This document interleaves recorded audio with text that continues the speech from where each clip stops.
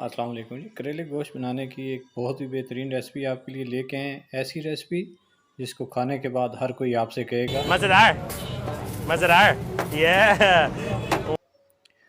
देखें बहुत बेहतरीन।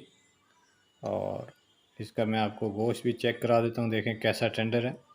तो रेसिपी शुरू करने से पहले अगर आपने अभी तक हमारा चैनल सब्सक्राइब नहीं किया तो चैनल को सब्सक्राइब कर लें और घंटी के बटन को प्रेस कर लें ताकि नई आने वाली वीडियो आप तक पहुँच सके। अज्जा इसके लिए हमें जो चाहिए जी, करेले हैं, आधा किलो करेले, 3 अदद करेले हैं, बोनलेस बीफ है 250 ग्राम, 2 अदद टमाटर हैं, 5 से 6 जमे लहसुन के हैं और 2 अदद प्याज हैं। प्याज और टमाटर इसमें थोड़े डलेंगे। बिस्मिल्लाहिर्रहमानिर्रहीम। सबसे पहले आपने इसमें गोश्त डाल देना है। मैं प्रेशर कुकर में गोश्त को गला रहा हूँ, आप चाहें तो वैसे भी कर सकते हैं।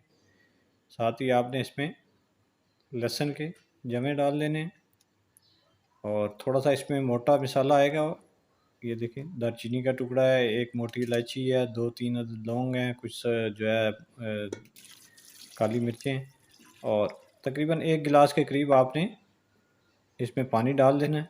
पानी डालने के बाद आपने थोड़ा सा नमक इसमें ऐड कर देना है, 1/4 टीस्पून, और इसको आपने ढक्कन दे के प्रेशर देना है तकरीबन 10 से 15 मिनट। 15-1 मिनट इसको प्रेशर देना है आपने।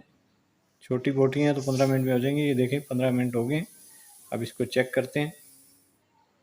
देखें पानी इसका सारा खुश्क हो गया और गोश्त चेक कर लेते हैं। गोश्त बहुत अच्छी तरीके से गल गया होना है क्योंकि छोटी छोटी बोटियाँ हैं जी। इसको मैं बाहर निकाल के चेक कराता हूँ आपको। ये देखें जी, बहुत बेहतरीन गोश्त गल गया। अब इसका अगला प्रोसेस शुरू करते हैं जी। दूसरी तरफ करेले इस तरह काट लिए थे और थोड़ा सा इसमें नमक डाल के थोड़ी देर धूप में रखा है। उसके बाद ये देखें ऐसे आपने दोनों हाथों से इसको अच्छे तरीके से इसका पानी जो है ये निकालना है। इस तरीके से आप बनाएंगे कभी भी इसमें जो है वो कड़वाहट नहीं होगी। देखिए दोनों हाथों से आपने इसका पानी निकाल लेना है, ठीक है। और इसको थोड़ी सी देर आपने 10 से 15 मिनट धूप में रखना है। देखिए इस तरह इसका सारा कड़वा पानी निकल जाएगा। इस तरह आपने इसको करना है। तो शुरू करते हैं जी। बिस्मिल्लाहिर्रहमानिर्रहीम। सबसे पहले आपने ऑयल डाल देना है कढ़ाई में। ऑयल आपने थोड़ा सा ज़्यादा डालना है क्योंकि इनमें आपने करेलों को फ्राई करना है। देखिए करेले इसमें डाल के आपने फ्राई करने, इतनी देर आपने पकाने हैं कि ये ब्राउन हो जाए। तकरीबन 5-7 मिनट लगेंगे इसको। 5-7 मिनट के बाद आपसे मिलते हैं। ये देखें करेले अच्छी तरीके से फ्राई हो गए हैं। अब इनको निकाल लेते हैं। इनको निकाल के एक साइड पे रख लेते हैं। अब इसमें से ऑयल मैंने थोड़ा निकाल लिया। अब बाकी जो प्याज थे, प्याज थोड़े से कम इसमें ज़्यादा लग रहे हैं मुझे, थोड़े से कम कर लिए हैं। ये प्याज आपने इनको भी आपने हल्का सा ब्राउन होने तक पकाना है। 5-6 मिनट इनको भी आपने पकाना है। जैसे ही हल्के ब्राउन हो जाए, ये ब्राउन हो गए। अब इसको आपने थोड़ी देर और 1 आधा मिनट दें। अच्छे तरीके से ब्राउन हो गए। अब इसमें आपने गोश्त जो आपने उबाल के रखा हुआ था ये डाल दें।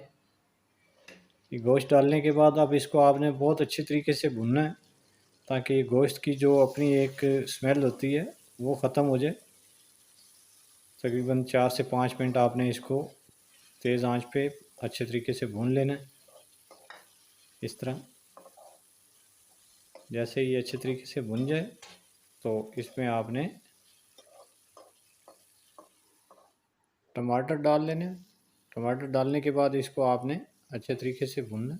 2 से 3 मिनट में ये टमाटर नरम हो जाएंगे, तब तक आपने इसको भूनना है। अच्छे तरीके से आपने इसको भूनते रहना है। टमाटर जैसे ही नरम हो जाएंगे आपने इसमें मसाले डाल देने। मसाले वही जो नॉर्मल घरों में यूज़ होते हैं वही मसाले होंगे, उन्हीं में आपने इनको पकाना है। देखें टमाटर अब नरम हो गए तो इनमें अब मसाले डाल देते हैं। देखें लाल मिर्च पाउडर 1 टीस्पून, हल्दी 1/4 टीस्पून, नमक इसमें पहले हमने डाला हुआ था तो नमक आपने बहुत कम डालना है। इसके बाद इसमें आ जाएगा धनिया पाउडर है, ये 1/2 टीस्पून। नमक बिल्कुल थोड़ा आपने इसमें डालना है क्योंकि नमक 2 जगहों पे, एक जगह पे गोश्त को गालते हुए हमने डाला है और दूसरा हमने जो करेलों को नमक लगा के रखा था, तो नमक आपने बहुत थोड़ा डालना है। चेक करके डालना है, थोड़ा हुआ तो और डाल सकता है, लेकिन अगर ज़्यादा हो गया तो फिर मुश्किल होता है। तो इस हिसाब से ये बीच में से दालचीनी का मोटी इलायची है, ये आप निकाल लें इसको, इसका काम ख़त्म हो गया। इसको अच्छे तरीके से आप भून लें। देखें टमाटर बिल्कुल मैश हो गए और ये बिल्कुल रेडी है। अब इसमें हमने करेले डालने हैं, इसको एक आधा मिनट में और भूनूंगा। ये जो थोड़े बहुत टमाटर हैं वो भी अच्छे तरीके से मैश हो जाएंगे। देखिए कितना बेहतरीन कलर आया। अब इसमें आप करेले आपने डालने, देखिए करेले जो हमने निकाल के रखे थे, ये देखिए ये आधा किलो करेले बस इतने से ही रह जाते हैं फ्राई होने के बाद। तो अब इसको आपने अच्छे तरीके से इसमें मिक्स कर लेना है, ताकि ये जितना भी इसका ग्रेवी का अरोमा है ये करेलों में चला जाए। और करेले थोड़े से हार्ड हुए हैं, ये सख्त थे, नरम हो जाएंगे, क्योंकि फ्राई होने के बाद ये थोड़े सख्त हो जाते हैं। तो ये इसको थोड़ा सा हम जब पकाएंगे और दम देंगे तो उसमें ये नरम हो जाएंगे।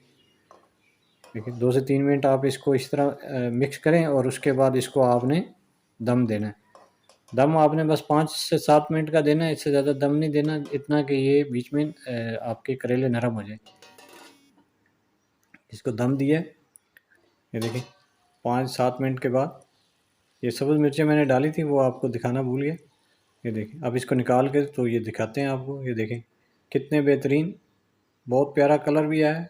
देखिए आप इसको सर्व करके ये ज़रूर ट्राई कीजिएगा इस तरीके से, इंशाल्लाह आपको बहुत मज़ा आएगा इस तरह बना के। हर बंदा आपकी तारीफ़ करेगा। देखें, और रेसिपी पसंद आई तो दोस्तों के साथ शेयर कीजिएगा, कमेंट्स और लाइक ज़रूर कीजिएगा, हमारी हौसला अफजाई होती है। अस्सलाम वालेकुम रहमतुल्लाह।